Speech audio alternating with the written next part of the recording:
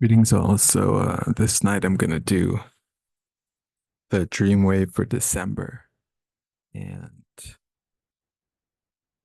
doing it a little early this month. So I'm gonna read a little write-up I did maybe a week ago. Just barely remember it.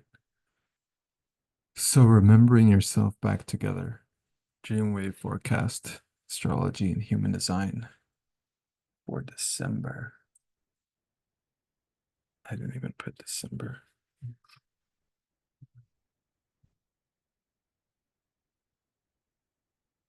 Night detracts from the void, our arrow flies forth. So this is the month of December. The sun is passing through the gates of Sagittarius, ruled by Jupiter and also other planetary rulerships according to the decans or the gates. What I mean by this introduction is the challenging modern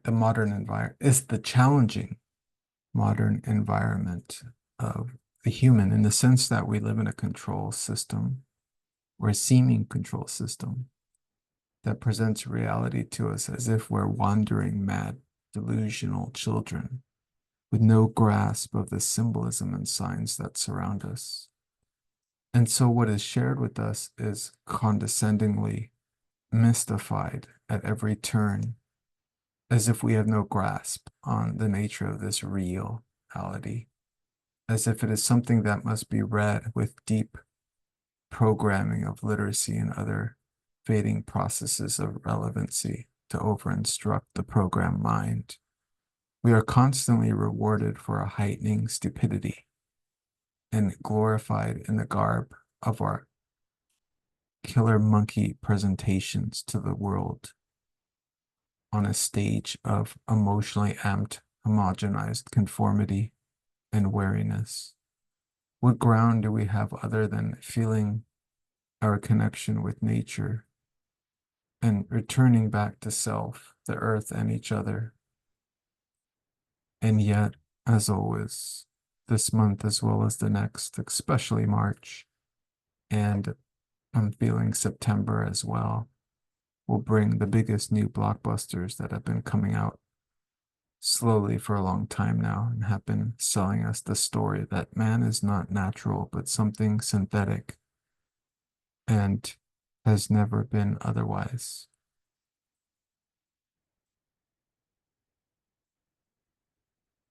Do we even have any ground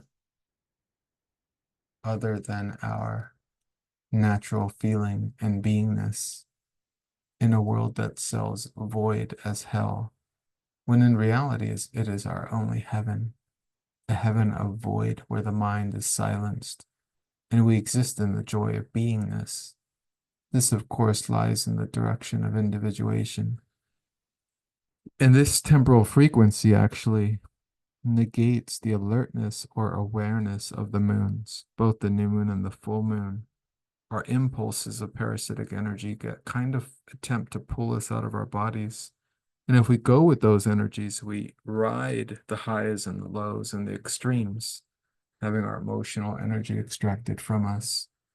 Now, human design is described by Robert Kakauer, aka Ra Uruhu, coolly described our experiment, our understanding of the Maya as something scientific. Now, as I did on my recent live this week, I'm talking about human design in terms of its frame. Its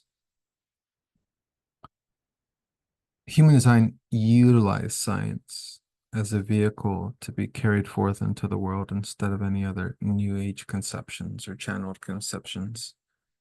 And thus, it was described mechanically. And Ra even said that he was doing his best in language through his 2343 channel of structuring to capture the voice or the words closest to what the voice was describing.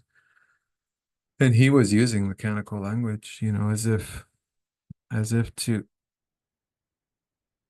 classify everything in binaries, everything in on or off, not self or self, verse is born or it's not born. We're in the process of being ourselves, or we're in the process of not being in the flow of ourselves. And I mean, the powerful thing in human design is the mind's um, attempt to take over the authority of the body, and being aware that we each have our own personal individuated authority. The only gripe that I have against that is design doesn't seem to call the negative attention to that, which is kind of cool in a way too, but it doesn't call into attention that we are bodies, we are in bodies, and there are energies always competing to get in these bodies and push us out, at least in this time period, so it seems. I noted here, next paragraph.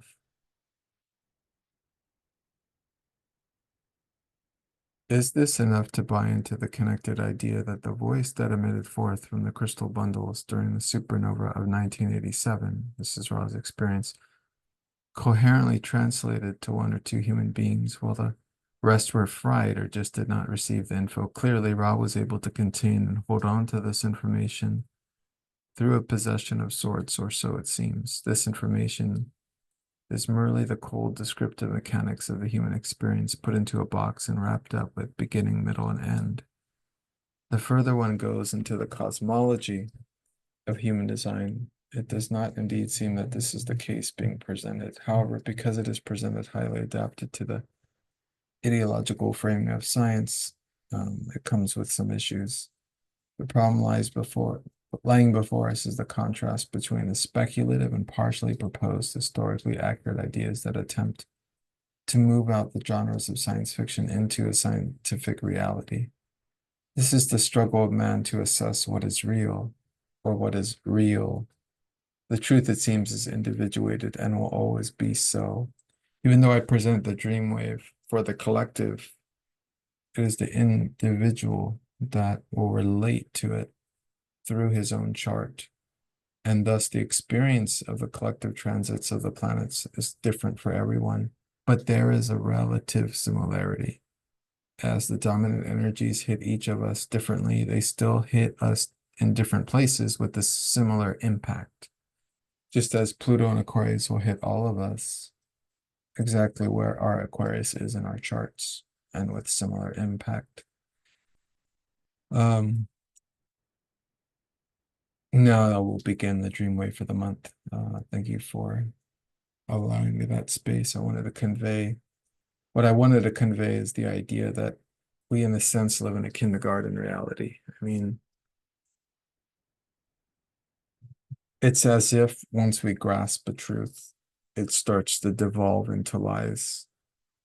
But once we've grasped the truth, that's it. We've grasped it. We don't need to hold on to it. We can let it kind of go. And so I'm just playing with the ontology of knowledge and understanding, not in contrast to the human design's form knowledge, but as an accompaniment, because we are in a body that has its own intelligence as well. Now, this month, prior to this month, maybe on the 25th of this month, before December starts, we're going to go into Mercury retrograde on the 25th. And this will be until December 15th. And then the shadow will carry until January. And so a good time to contemplate self-assessment of self-identity and return to a clear, authentic sense of self. Now this month will be ruled by Jupiter, so it will be the best and worst of times in terms of extremity. I don't think of necessarily Jupiter as a benefic. It's going to depend if you're a night or day baby, but it's also going to just depend on Jupiter in your own chart and how it overdoes things, does things to the excess, or brings great things to the excess. Well, that could be, yeah, that's kind of, I don't see it as a benefic Jupiter very much so. Well, it's also definitely not my chart. But Jupiter does intensify extremes and it interrupts the sense of measure and balance. And with the reoccurring Mars-Jupiter aspect, or sorry, Jupiter-Saturn aspect, we want to make sure that we're not overexpanding, but at the same time that we're not remaining too limited. We want a careful balance. About December 6th, Mars will go retrograde, and this will be a time to also reassess our energies and on what we're focusing on, what kind of long-term goals, and in general reflections and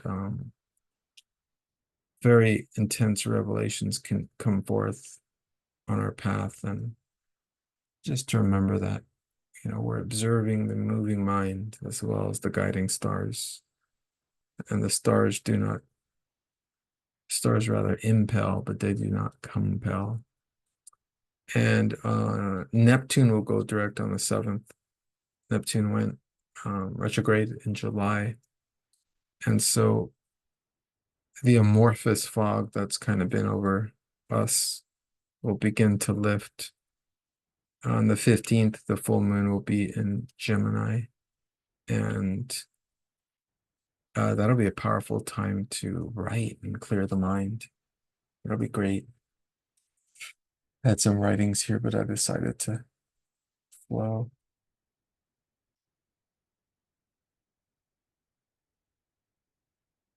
I like to note the planets are the visible symbols of the construct, the language we are born into, so as to play with what we do not yet fully understand. The sun, as it moves through Sagittarius, will tarry for grand gestures of more big shows. The drama of the world stage must be in motion. Expect lights, camera, and action, and of all densities of the world stages. But really, as I've been saying, I think the latest blockbusters will really be in March. Of course, as usual, every day is being hyped up as something as such the extremes are these days. December 1st will be a new moon in gate 9. This is about focus. This is about seeing everything in a very observational view, seeing the forest, seeing the trees, seeing the creatures that move between these realms, seeing the trees that occupy multiple densities and layers of realms. And so, yeah, it's about seeing clear. December 15th, as I noted, will be in Gemini, but it'll be in gate 11, which is the gate of ideas. So as I was saying, a great time to write, get all your ideas out to see which ones can root and eventually germinate. The sun will also be in gate 9 of focus until December 3rd. Then it will switch to gate 5, the gate of patterns, be on time at the right time. Gate of patterns is about temporal cycles and being on time, on your own time. Next, on December 9th, the sun will go into gate 26. This is the gate of the sale. What are you ready to let go of for a good price? So this is a gate of being able to sell anything. It can be a very manipulative gate, but it's a gate with the capacity to really just put a shine and energy on what you're introducing into the collective. It's a great skill. December 14th, around the full moon, as I noted, the sun will go into gate 11, the gate of ideas. I wrote here, which ideas are of value, which ideas must be let go of. December 20th, the sun will go into gate 10. This is the gate of behavior, self-love. Give yourself a present. I was talking about this earlier today with a friend.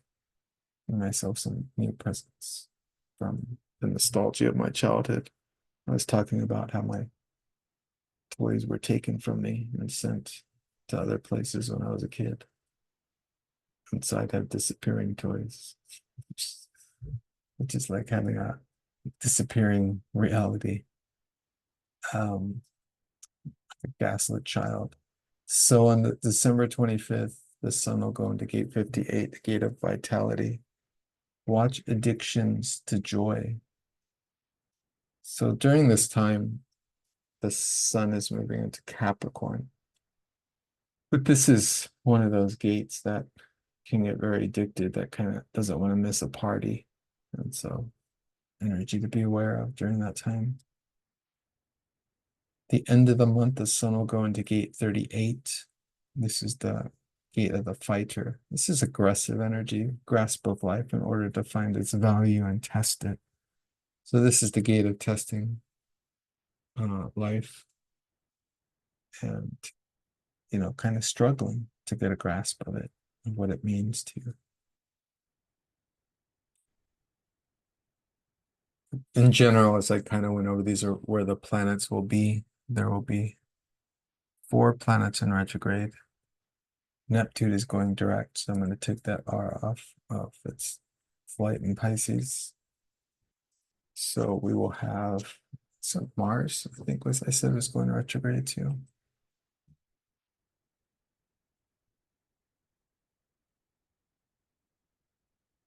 And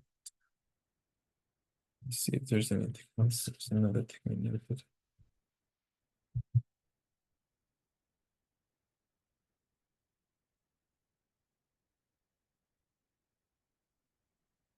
Double checking, make sure I'm not making a mistake on that. And that will be the month of December. Maybe some reflective commentary on the recent selection. A lot of astrologers, after what is it, like 70% of astrologers made an erroneous prediction. I didn't bother to do any deep methods to figure out or to assess who would win, but I had observed that Trump would most likely win, and he did. But I would say, as a lot of the other astrologers have also added, there was comments about the election's not over yet, or it's not going to be a simple. There is research on the chart of Vance, the vice principal, that his chart is very similar. I looked at his chart, and it's actually, his astrology chart's very similar to Trump's. I think he's a Leo rising, so he's a similar midheaven.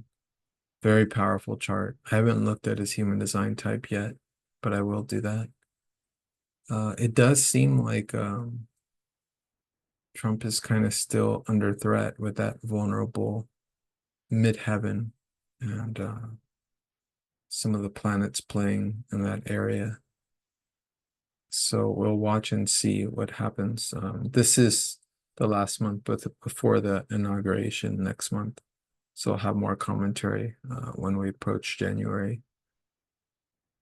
And I'll leave it at that. Thanks so much for watching, and hope you guys have enjoyed. Let me know in the comments if you enjoyed and if you want me to touch on additional things. And yeah, expect my Hades moon to come out right after this. And that'll be on the Pluto moon aspects for the month of December.